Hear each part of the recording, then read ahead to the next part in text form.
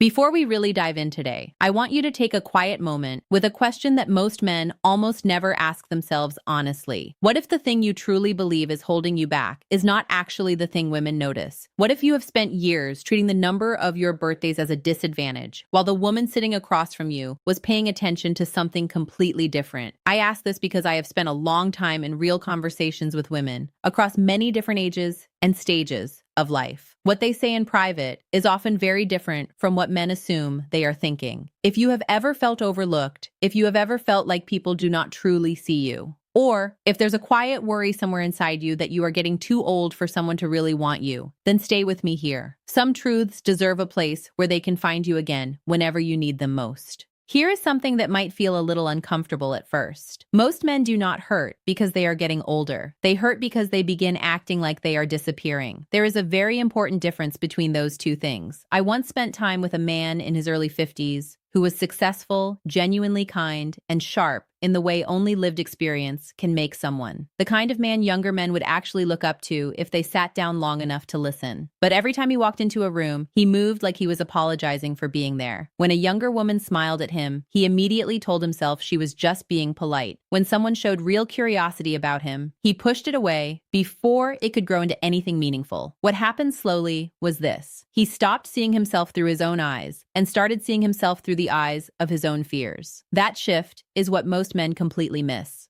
Getting older is rarely what locks a man in a cage. It is the story he tells himself about getting older that becomes the cage. Once a man begins believing he is boring, unwanted, or past his time, that belief starts bleeding into everything. It changes how he holds his body. It changes the sound of his voice. It changes his energy and even the timing of his humor. Women feel this kind of emotional energy almost immediately, and usually not through deliberate analysis. They are simply feeling it. A woman might not care at all that you are 45 instead of 35, but she will absolutely notice if you are quietly searching for permission to feel good about yourself. She will notice if you are trying too hard to prove your worth.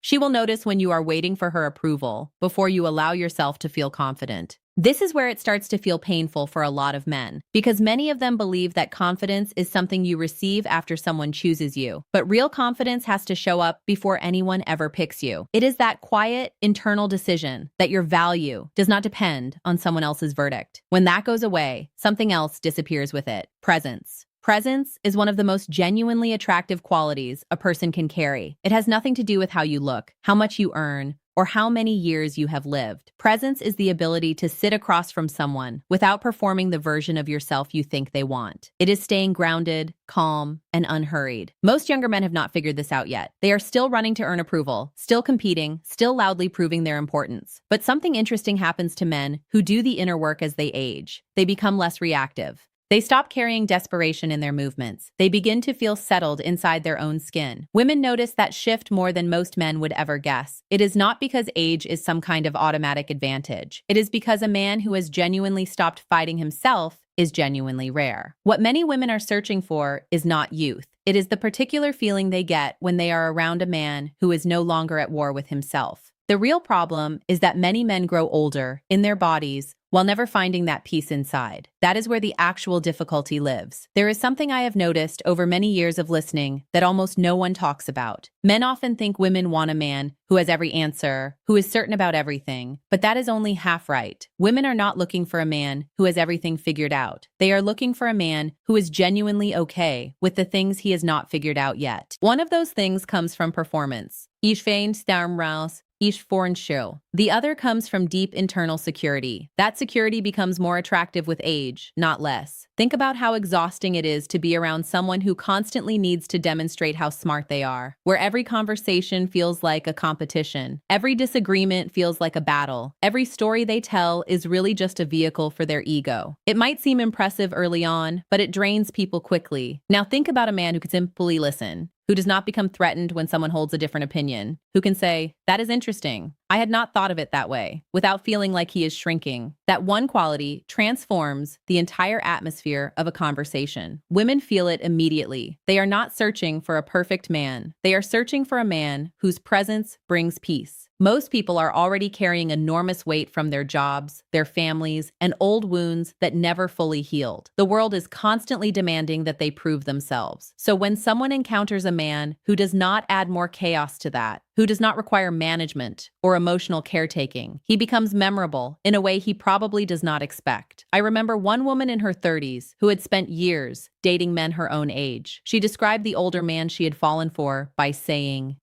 "Every time I was around him, I felt like I could finally breathe."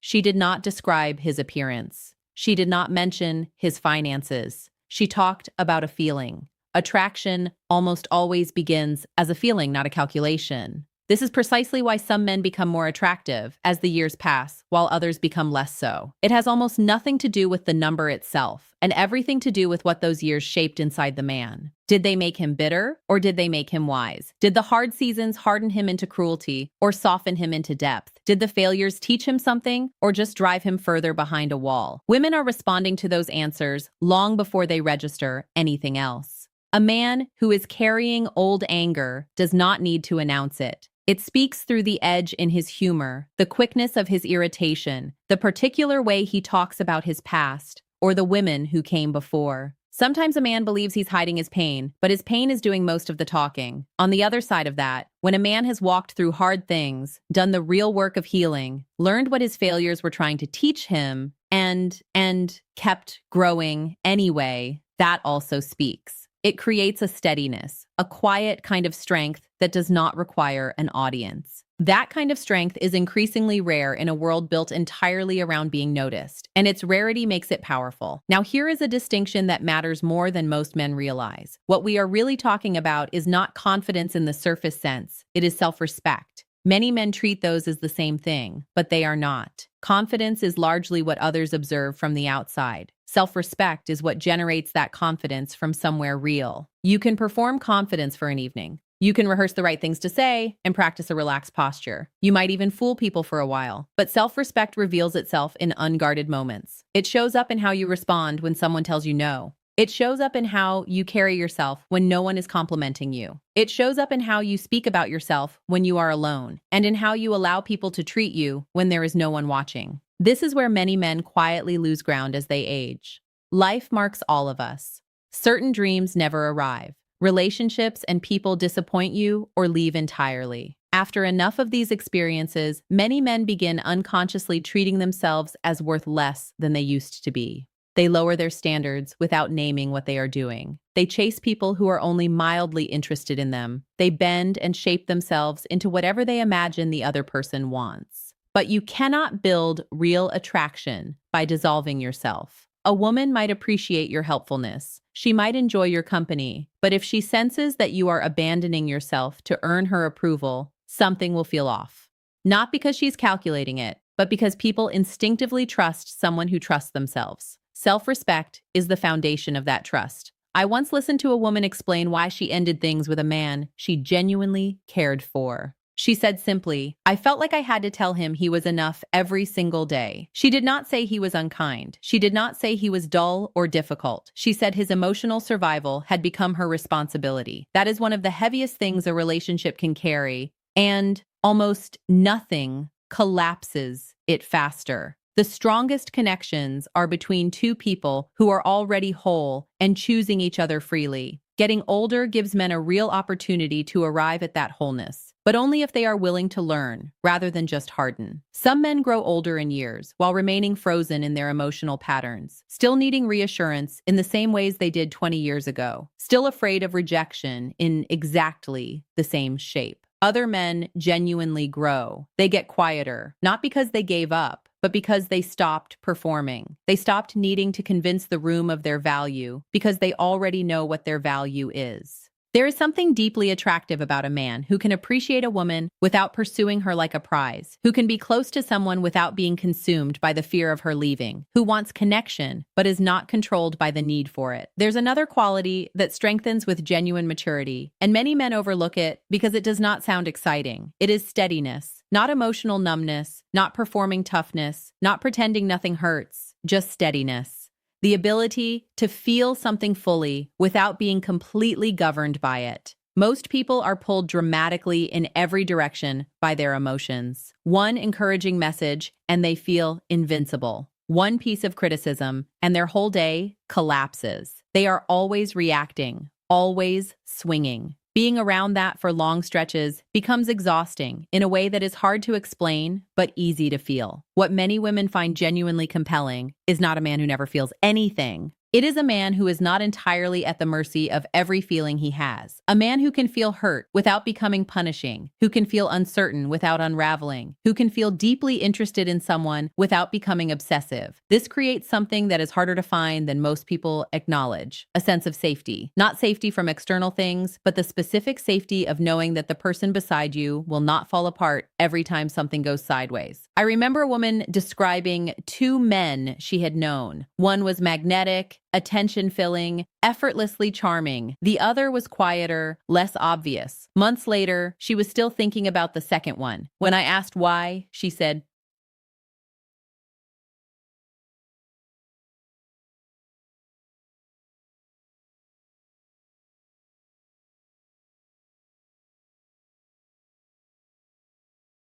stood with him. Simple words, but they carry enormous weight. Consistency builds trust in a way that nothing else can replicate.